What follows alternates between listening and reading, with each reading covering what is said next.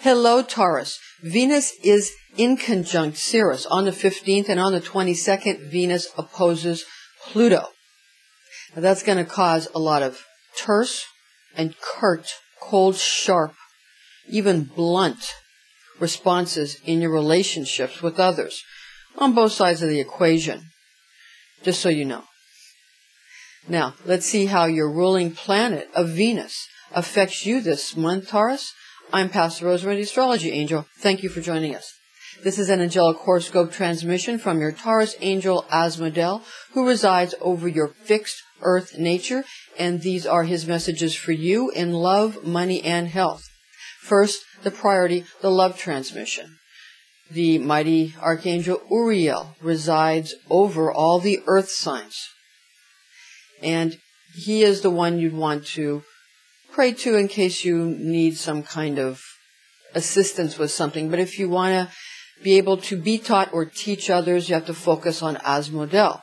And Asmodel is your specific Taurus angel. It's kind of like if you take the earth ray of light and you focus it specifically, more specifically still, you get Asmodel. And that is specific for you, Taurus. Now, the love transmission from Asmodel, this is going to be a month where the full moon on the 3rd in Scorpio causes you to creatively go for the brass ring. You want to kind of finally really feel like you can see some kind of light at the end of the tunnel, be it a light pink rose ray at that, something from the heart. You want to kind of grab that brass ring, and you feel like you can this month in May. And don't forget that it's Mother's Day on the 10th. Now, on the 7th, Venus is going to enter into the sign of Cancer, the crab. And that causes Taurus to want to go ahead and maybe think about settling down in relationships. Finding a relationship where you can commit and perhaps even get into a marriage situation or at least an engagement. But you want more commitment, and that's going to be very noticeable on the 7th.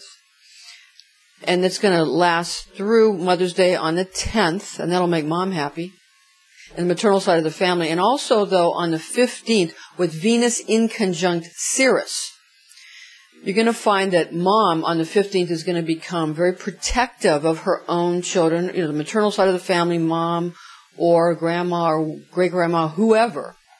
But that aspect of the divine feminine in Christian Kabbalah is going to become a very strong protector of her own children, offspring, to protect them against in-laws that haven't been very nice.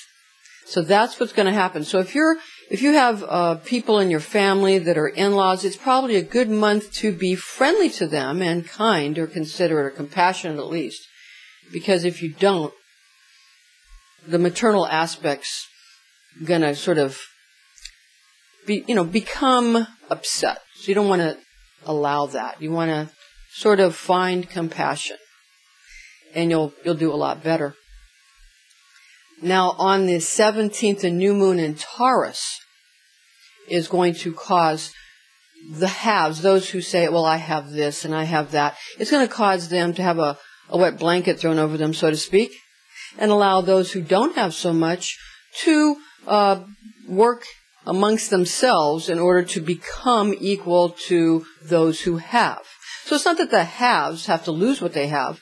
It's that the haves have to understand that the have-nots can also accumulate and can either exceed or equal. And at one point, it's not that there's going to be such a difference in what people have and don't have as far as money or property. It's going to be what each person actually wants for themselves. They can have whatever they truly want, whatever truly makes them happy, not what somebody else thinks they should have. But please try to remember also that people do give what they do have, and if that's all they have, maybe they're giving you all that they have, and they don't have any more to give. So when you're getting all upset at people because you want them to give you more, well, maybe that's all they've got. And maybe that's all they can do at the moment.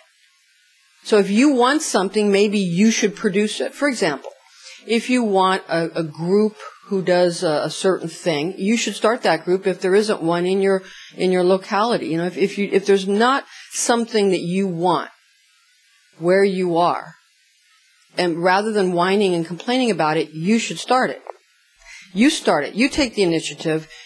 You take the momentum that you have within yourself of wanting this and make it happen. Because if you want it, you can be assured that other people want it too.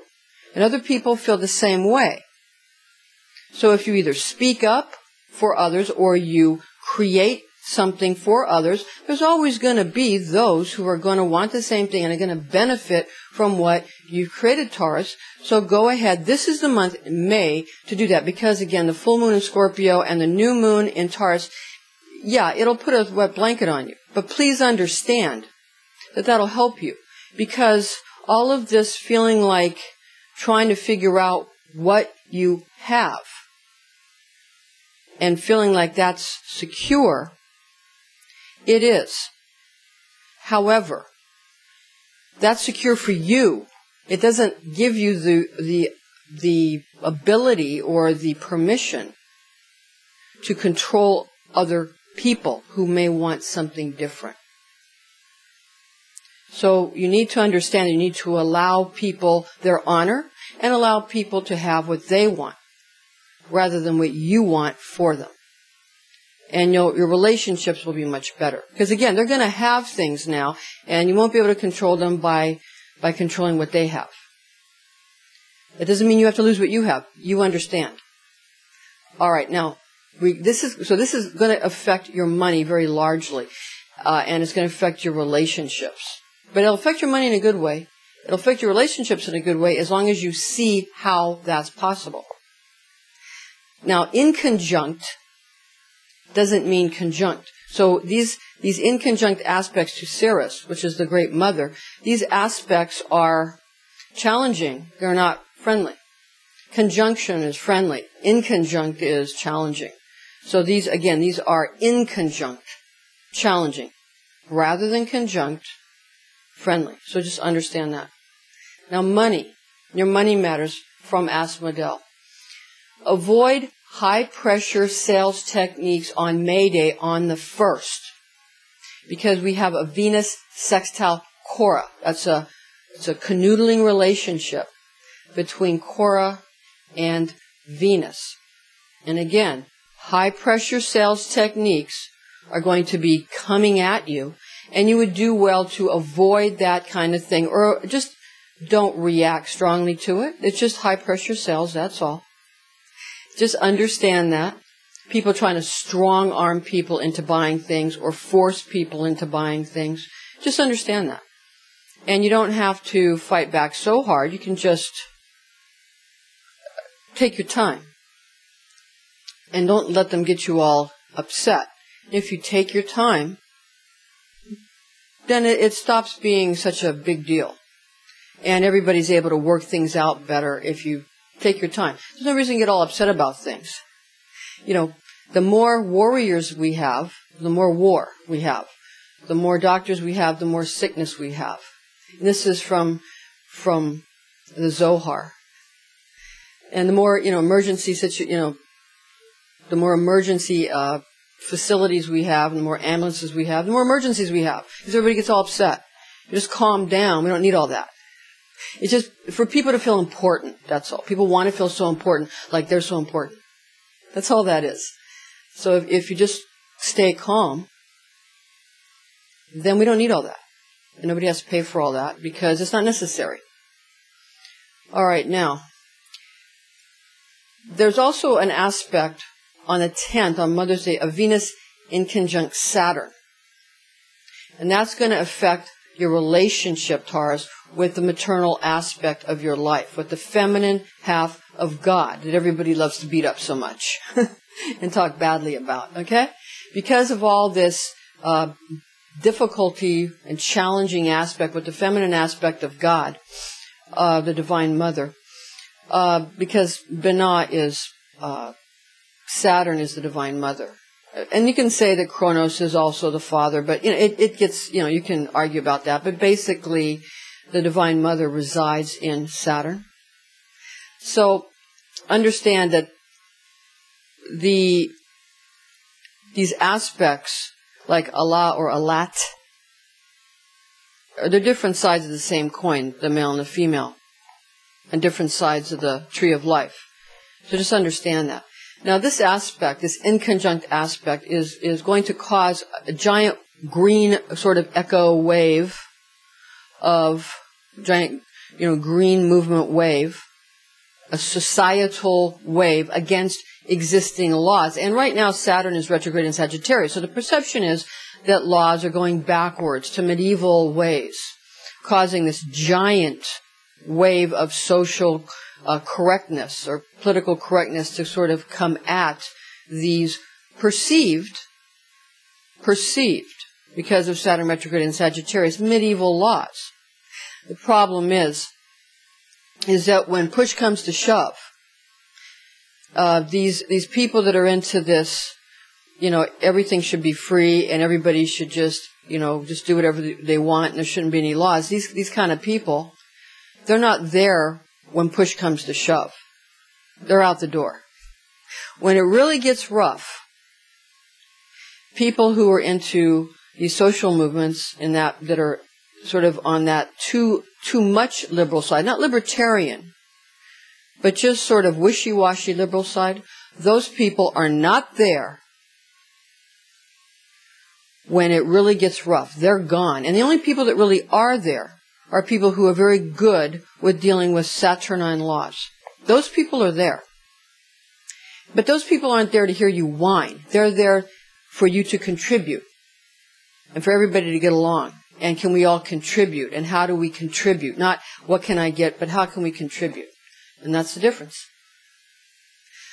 All right, now your health transmission from Asmodel, Mayday, with this Venus sextile Cora aspect, that could affect the kidneys and the spine, the larynx, the thyroid. It could cause trouble. And as this month goes on with some of these aspects, all of these inconjunct aspects, and the Venus opposing Pluto on the 25th, and Venus square Uranus, these kind of aspects, there's a lot of pent-up hostility. And this pent-up hostility is going to have to be expressed somehow. So what needs to happen is sublimation needs to occur, so people don't blow their stack. So try to find ways to sublimate the anger or hostility, or just to be quite frank, frustration that you may feel. Because frustration is going to be a problem. And you want to find a way to release that in sublimated ways, in ways that are actually constructive. You need to know yourself. Know thyself is written across every mystery school. And know thyself is a very ancient mystery school teaching.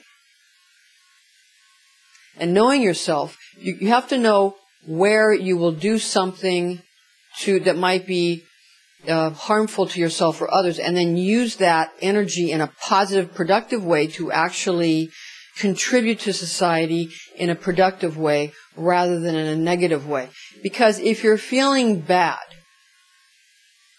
if you're feeling kind of emotionally sick, a lot of the diseases are psychosomatic for you, especially in May.